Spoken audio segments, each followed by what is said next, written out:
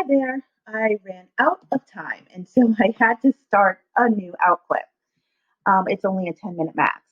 So, as I was saying, one of the biggest takeaways that I came away from my research was how teachers have to have a paradigm shift in the way that they use technology to instruct. It must become student center, and teacher becomes a facilitator rather than teacher center. Okay, and basically you have to just completely redesign how you present materials than if you would in a classroom. And so some of the changes that was suggested to make was moving away from that lecture format to more of a facilitator format, um, employing additional tech tools to improve interactivity and not just, here's a video, watch it, answer questions, but really dig deep into those tech tools that allow students to become interactive learners. Um, Develop interpersonal connections with not only the student but also the parent. And so you have that triangle relationship so that you can easily maneuver and communicate things that you need to with families. Also, synchronous and asynchronous communication needs to be placed on a consistent basis. When we first started in Frederick County, we were not allowed to do any kind of video. Um, we didn't institute Google Meet until about the end of April, and it could not be synchronous. It could only be asynchronous. And so that really limited what we could do with them. Eventually, we opened up to synchronous meetings, but it was about 1 to 2 times a week, 20 to 40 minutes. And by the time all of that was implemented, so much time was lost. And so research shows that in order for you to have an effective online virtual classroom, you must do synchronous and asynchronous communication.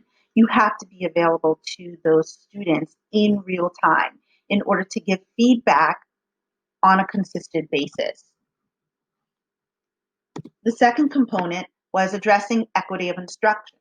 And two of the areas of equity are cultural realities and kids with disabilities. And so, just like in the classroom, teachers have to support the learning patterns and the cultural realities of the students that they teach. They must address who they are teaching. They must share literature and concepts that reflect the students in their classroom. They also need to carefully plan and develop lessons that address students' IEPs and address students' limitations.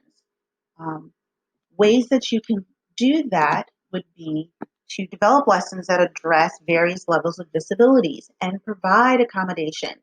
You might give certain students longer periods of time. You might give them more one-on-one communication. You might have lessons structured differently. So you have to accommodate.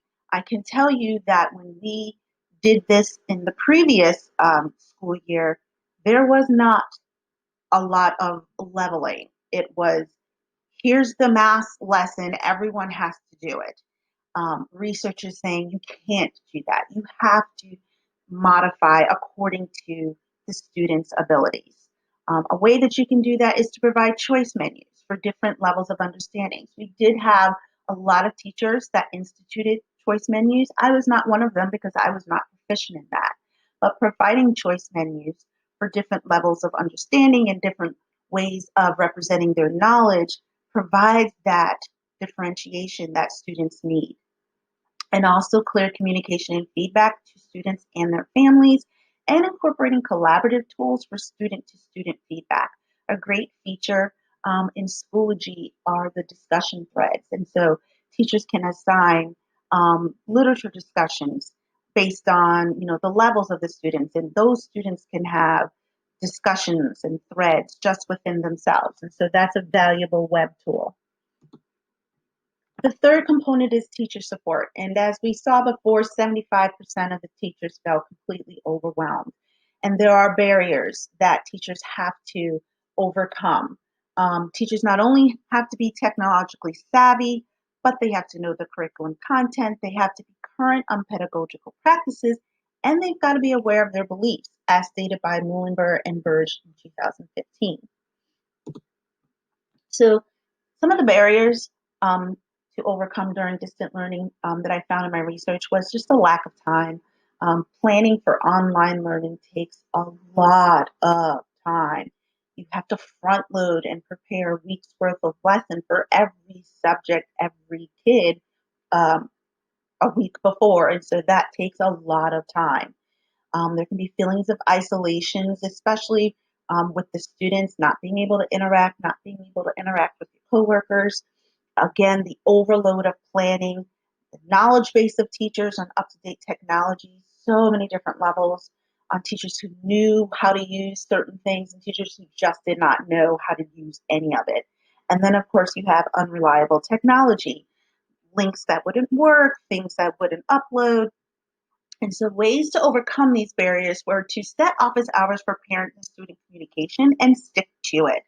Provide afternoon and evening hours, but then turn it off when it is time. To address feelings of isolations, virtual meetings, especially with kids who are struggling, is something that would be beneficial.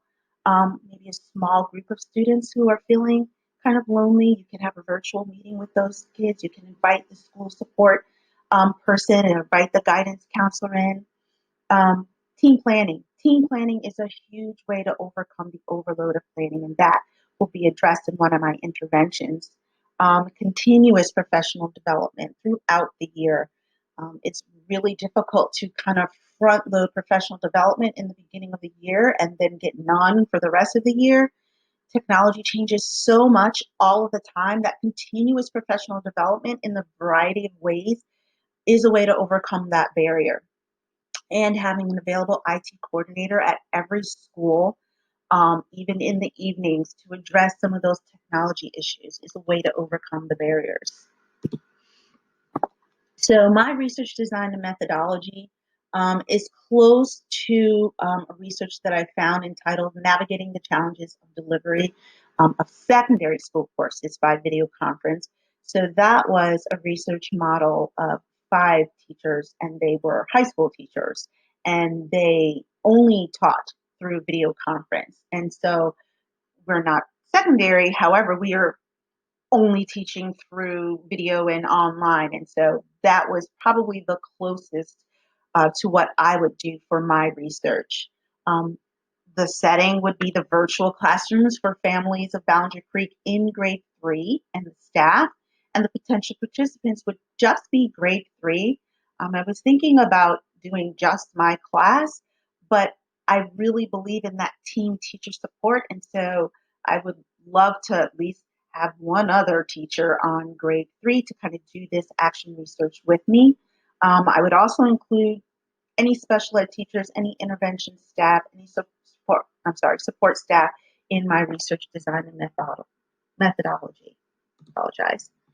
So 4 major questions that I would seek to answer is, what does effective online instruction look like? Not just online instructive, but effective online instruction.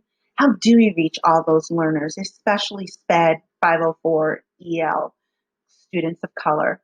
How do we ensure equity for staff and for students? And how can we reduce the feelings of overwhelm in planning and instruction for virtual learning?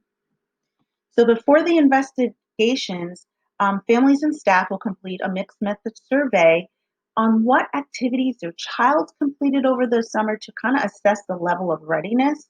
Staff will also do one on professional learning activities that they've completed to assess the level of competence. And then there'd be grade level team meeting to identify those students who need extra support through IEPs and 504s so that I could accommodate the learning deficiencies. During the investigation, a biweekly Google Form check-in for staff and families from admin would be instituted, if possible, to address any concerns. Weekly Google team meetings with resource support and classroom teachers to plan and address student inequities is huge. That just did not happen. Um, we kind of, my team kind of texted each other, but we never really had a solidified plan in place to have a Google team meet.